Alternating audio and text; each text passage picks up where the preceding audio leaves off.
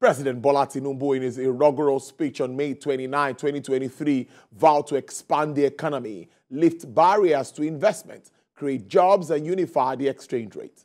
The president also promised in that speech a thorough house cleaning of the monetary policy, adding that the central bank should work towards a unified exchange rate. And in line with the president's promise, the new management of the Central Bank of Nigeria under the new acting governor, Mr. Folashodun Adebisi Shonubi, adopted a clean float foreign exchange market management. I beg your pardon. Now let's take a look and understand the economic policies and, of course, monetary policies of President Bola Tinubu. And I won't be doing this alone as usual. I'm being joined via Zoom by the Director, Research and Strategy, Chapel Hill, Denham, Mr. Tajuddin Ibrahim. Mr. Taj, it's good to have you start the week with us on the show. Thank you very much for having me on the show. Well, let's say that some of the steps expected, according to analysts, have been taken. One is to begin to address oil theft, crude oil theft, so that we can ramp up production. And we are doing better than Angola. That's the last result we saw, but not where we should be. That's number one. We also see that with the Central Bank of Nigeria, where we are trying to address the unification of exchange rate, monetary policy issues. How would you react to some of this audacious, some of this, intentional steps being made by President Tinubu? So thank you very much. In my view, those steps, to my mind, are great steps, and they were taken in the right direction. And these are some of the developments that I personally have also, supported, and also sort of, advised that this is the direction that the government, should be traveling to ensure that we have economic recovery. If you take a look at the removal of the fuel subsidy, for instance, I have always, felt that that is one low-hanging fruit that the president, can ensure that is achieved in the first few days of inauguration. And, it came as a positive development for me that on the day of inauguration, he made that announcement around the removal of subsidy. In the short term, no doubt we are going to feel the impact. I think, we should all watch out for the positive, developments that follows in the short to medium term. And I think around foreign exchange unification in terms of foreign currency exchange rates, it is a long overdue, development that we should have seen in the country. So with Tinubu becoming the president and implementing, that policy to ensure that we have, single exchange rates across, the country is a commendable development. And to my mind, it speaks to a more efficient foreign currency market. To my mind as well, it is an indication that we will be able to attract foreign direct investment and foreign portfolio investment back into the country.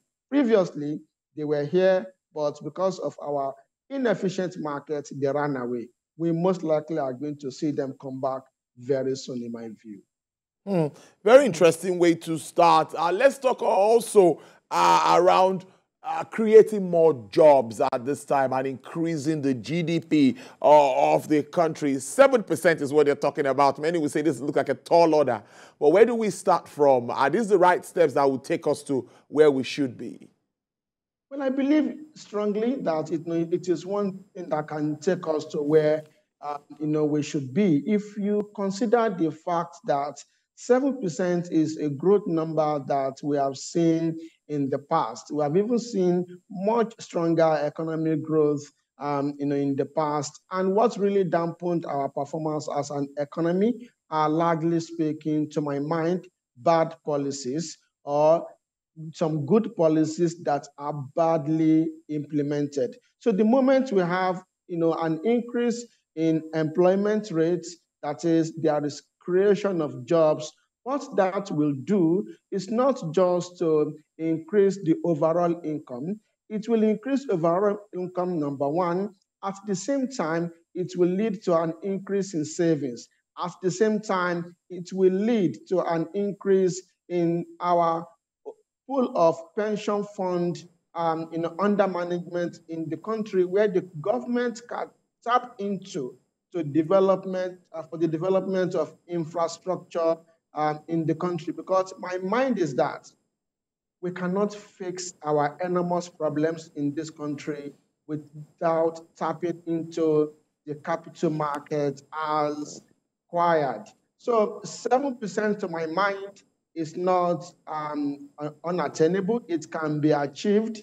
We only need to ensure that implementation of all these interesting plans are effective and they yield the desired results. There should be monitoring from time to time. When you monitor the implementation of an idea or of a policy or of a process, then you can easily check if the policy, the plan, or the idea is working efficiently. And if it is not, you can easily on time retune your strategy to ensure that you achieve your desired goals after 1.5 years or 4 years, or even if it is 8 years in my view. Now, like you said, the financial market has been reacting positively to all of these moves by the president. We see the market, it's largely been in green for some time, and we see that performance. You're talking now about the international investors coming in and not just domestic guys. Let's talk about confidence. Now, are you saying that Nigeria is gradually building that confidence that would bring in the wanted or the kind of investors that we want at this time to come into our country? Do you think that we are building that confidence with some of these bold steps we are taking along economic lines?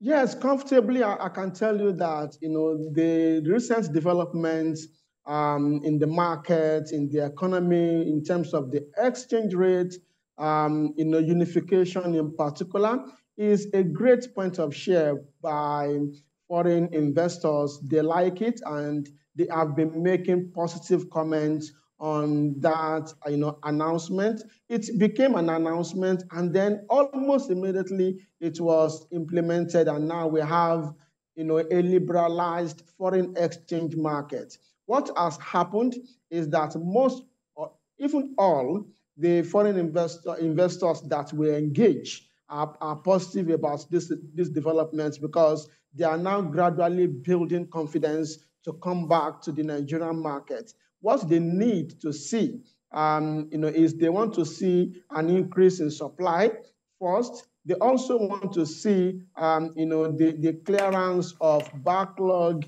of, previous demand in the market. So once all those are implemented, or once they have happened, they most likely are going to come back to this market. Foreign investors like predictability. They want to be able to predict the direction of foreign exchange. They also like, transparency. They want to be sure that your foreign exchange policy is transparent. They also like increase in liquidity. They want to be sure that they can easily come in and they can easily go out when they want to take out their capital and gains out of the market. All these elements are what the unification of the foreign currency is going to deliver in terms of the expected outcomes to the foreign investors. And I must say a very big well done to the president on this front. I personally am impressed, in my view. Let's now look at some issues. Now, we've looked at some things that needs to be done less than the first 100 days. And like you said, many have commended the president on how far he has gone. Let's look at infrastructure issues now, poor access to markets and how all of this is affecting inflation. We saw the figures last week still on the high side, and many say it might still go higher. Obviously, the price of energy products or energy sources, even PMS, is like a 300% on the high side, considering the removal of subsidy. what sort of figures do you see us having going on? And what do you think governments can do to address issue of infrastructure and access to market? So for infrastructure and access to market, it is very important that we take care of security first, because security becomes very essential when you are considering the transportation of goods and services. If we are looking at farming, for instance, we know that most of our locally produced foods are in certain regions of the country, and they have to be transported from there to the cities where they are consumed in large quantity. So we need security on that front, number one. Number two, in terms of the transportation, we need a more efficient rail transportation system, of course, with an increase or improvement in the security of the rail transportation system. So if we have that, and we have more states having access to such transportation system, then we will be gradually solving some of our infrastructure problem. Let us take a look at power sector as well. That's another key area, and I am happy that there is that development where there is a development where states can also generate their own electricity. Yeah. So which is positive in my view. So I see all those being value add in the short to the medium term, but we cannot completely solve our infrastructure problem in the short term. We should look more to the long term to completely solve that problem. They will require capital. The government cannot provide all the required capital. We need to tap into private sector capital to completely solve those problems, in my view. Almost finally, there is also, you have some targets and aspirations, of course, that is key for any administration that intends to succeed. And one of it is lifting another 100 million people out of poverty and creating about 50 million jobs. Now, to you, as a researcher person, what specific areas do you think these jobs, or where do you think federal government will find these jobs? Which particular areas? Is it tech? Is it agriculture? Is it the MSME space? Where do you think these jobs will come from? That is number one. And also lifting people out of poverty. What, in your thoughts, is the rightful way to go about it, other than giving handouts, giving monies to people? So giving money to people definitely is not the way to go about it. It should be in the area of taking a look at the large population of youths in this country and understand what do they do for living. If we look in the SME space, there are a lot of talented youths in Nigeria that can perform excellently well if they have access to, number one, capital, if they have access to, number two, training, if they also have access to basic amenities, such as having power supply that comes relatively cheap. Not cheap because of subsidy, but cheap because demand for it is considerably high. And then, whatever comes in terms of the pricing is profitable for those that will supply electricity. So focus should be on youth in that area. If we talk about farming, it should be around also, middle age to a bit of old, segment of our population. That's another area that we should look at. And the only way we will be able to do that is if we ensure that there is provision of security. I've said it earlier. Also, that there should be a provision of storage facility for the farmers. We should not be a country of over 200 million people, and we cannot produce what we eat. To produce that, we need to focus more on farming. And I think the third element to my mind is around technology. Technology has come here to stay. There are a lot of young people out there that are doing wonderful things, but they lack access to capital. Some of them need some training. Some of them need monitoring and guidance, and also this electricity just talked about. So all those are key elements and key areas that can make the government to boast that they have generated certain million of jobs, 50 million jobs, 100 million jobs. All those will come in place if these three key areas, for instance, are considered in my mind. Well, it's a great way to live it, and it's always an interesting start with you. Like I said, Mr. Tajuddin Ibrahim, I must thank you so much for your time. Director, Research and Strategy at Chapel Hill, Denham. Thank you so much for your time. Do have a profitable week.